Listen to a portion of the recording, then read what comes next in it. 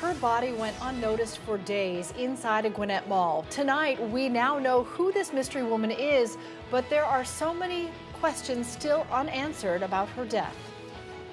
A question surrounding the Falcons quarterback Matt Ryan in the days leading up to the divisional round playoffs in Philadelphia this weekend. What was behind him missing yesterday's practice? Tonight, Matt answers fan concerns. And a controversial call during this season's high school football playoffs, now fueling a debate in the legislature. Should instant replay be a requirement in the biggest games in high school? We're asking you to weigh in. Well, they were in a gun battle. I mean, she said there was lots of shots. First at 6, neighbors in Gwinnett County are describing the moments gunfire erupted between a homeowner and 3 men who broke into his house. Only 2 got out alive. There are still looking for 1 man on the run. Today, police are identifying the suspect who died as Jared Powell, and 11Alive's Christy Etheridge spent the day in that neighborhood as police are working to find the 2 intruders who did get away. Neighbors say the suspect was laying here by this power pole, only able to run 1 house over before he collapsed. Neighbors say this is Antonio Rosales, the armed homeowner who greeted 3 intruders with his gun. Maybe 10 shots, boom, boom, boom, boom, boom. This retired DeKalb County officer lives at the end of his street. He says the 3 a.m. gunfire woke up his wife.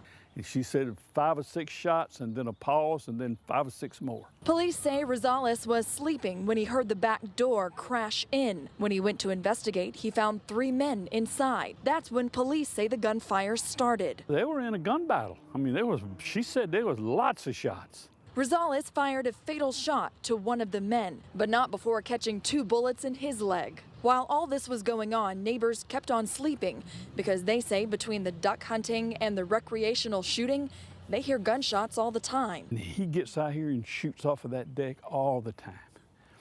So she just figured he was out here shooting. So she went back to sleep. Neighbors say people use their neighborhood as a cut-through to get to the shops right next door. But they say trying to break in here was a bold move. The people in this neighborhood, they're all armed. If they break in somebody's house here, they're going to probably get shot. Police are still looking for any information about the other 2 suspects who got away. So if you know anything, call Gwinnett Police. Christy Etheridge, 11Alive News. An unarmed man shot last month during a standoff with an Atlanta police SWAT team has now died from his injuries. The Fulton County medical examiner now telling us that 34-year-old Altman Hall died yesterday. December 28th, the GBI was called in to investigate after Hall was shot at a home on Linkwood Road that's in northeast Atlanta. Investigators say residents in the home called police after coming back to find a broken window. During the standoff, investigators say Hall threatened to shoot police. But after the standoff ended, they found Hall was unarmed and no guns were found inside the home.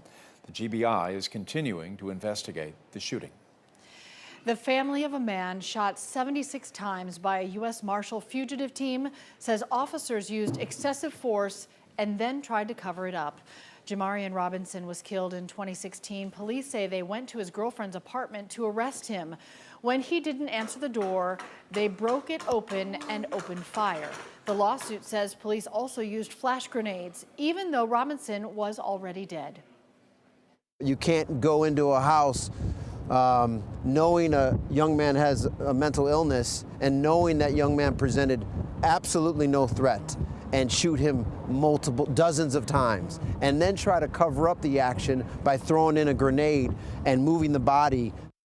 They know of at least 76 shots. District Attorney Paul Howard has been investigating this case, but a year and a half later has yet to say whether he will pursue criminal charges against the officers. This sketch of an unidentified woman was shared everywhere for the past week. Police found her body in a vacant restaurant at the Gwinnett Place Mall. Tonight she has a name. We are told this woman was 19-year-old Silling Mann, a sophomore at Georgia State University.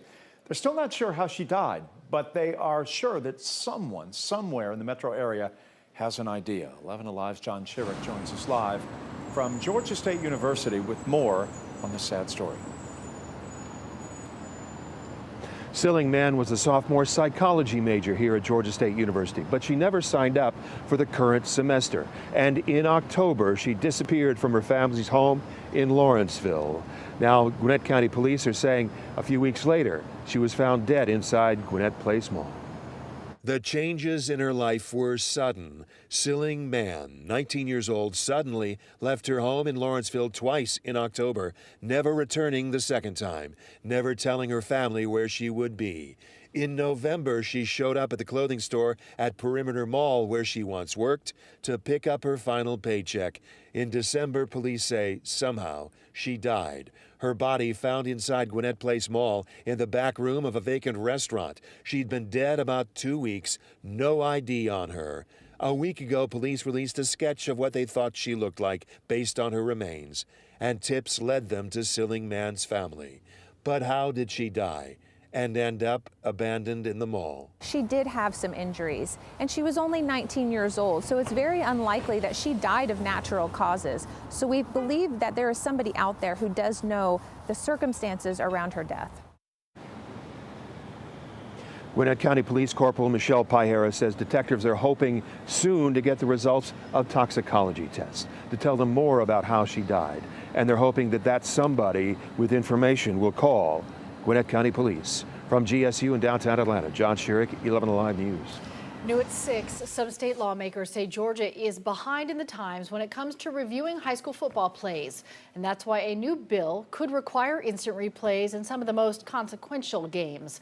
The bill was introduced by a lawmaker in Middle Georgia, where a blown call by a referee cost Peach County High School a championship last month. Our Doug Richards is live at the state capitol tonight with more on how this could affect high school teams out there. And fans are curious, Doug. Well, Cheryl, this certainly will not affect the championship prospects of that Middle Georgia high school, whose boosters are convinced that they got robbed by a referee who blew a call at a key moment in a championship game. But if this bill passes, it could certainly make video replays standard practice, not in all high school games, but certainly the most important ones. Gilbert back to pass. Peach County was within reach of a touchdown on a play late in its championship game with Calhoun last month. The pass went to a receiver who caught the ball, then lost it as he fell across the goal line. The referee ruled it an incomplete pass. The TV announcers and much of Peach County thought the call was quite wrong. And they look at the replay in disbelief. Oh, my. And had there been instant replay, that referee would have been able to see that he made an error. State Representative Patty Bentley of Peach County has introduced a bill that would require instant replay in high school playoff and championship football games. We're in the 21st century. We're playing football in a billion-dollar stadium like the Mercedes-Benz Stadium. There's no reason that we should not have instant replay with all this technology so advanced nowadays. But Bentley may find resistance from the Georgia High School Association, which runs the playoffs. In a phone interview, its director, Robin Hines, said, "I think there are problems with it. I would imagine the expense would be somewhat substantial. The money would have to come from somewhere." They need to figure out how to pay for it. Bentley says this is not a case of the government overstepping its bounds. Tell that to those students down in Peach County High School, those hard-working football players. Tell that to those students. Now, this bill only surfaced in the last 24 hours or so, so the Georgia High School Association has no official position on this yet. But Hines says that, A, the bylaws of the High School Association do not allow video replay, at least at this point. But he also notes that a couple of other states like Minnesota and Texas are starting to move in the direction of doing exactly what Representative Bentley's bill wants to have happen in Georgia. Back to you. It is interesting. The players, it sure matters to the parents and the players. Thank you. Yeah. Thanks a lot, Doug.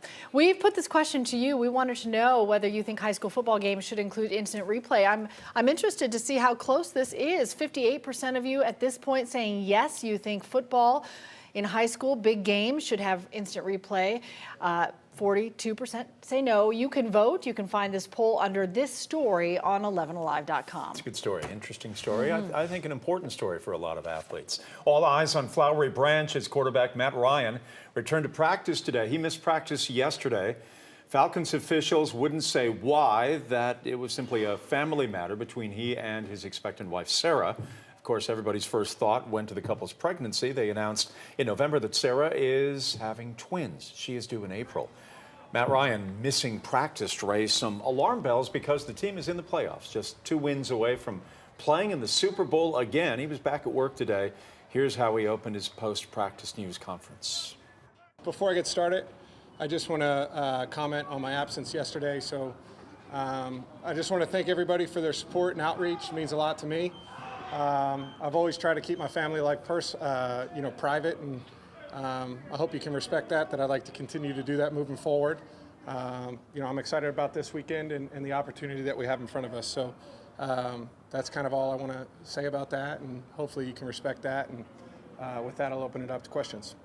Matt Ryan from practice today at Flowery Branch. Remember, you can watch the Falcons game, and they and the Eagles will be right here on 11Alive Saturday at 3:30 p.m. Win, and Atlanta travels either to Minneapolis or New Orleans for a chance at the NFC Championship. I'm meteorologist Chris Holcomb from the 11Alive Storm Trackers. Another warm day out there today, but look at this. More cold air to the north is making its way to us. And before it gets here, we're going to be dealing with some showers and maybe even storms. I'm going to have an update on the timing. And a local father is facing charges for a brutal crime. Police say he committed that crime against his son. Tonight, we're hearing from the mother and her defense of what happened.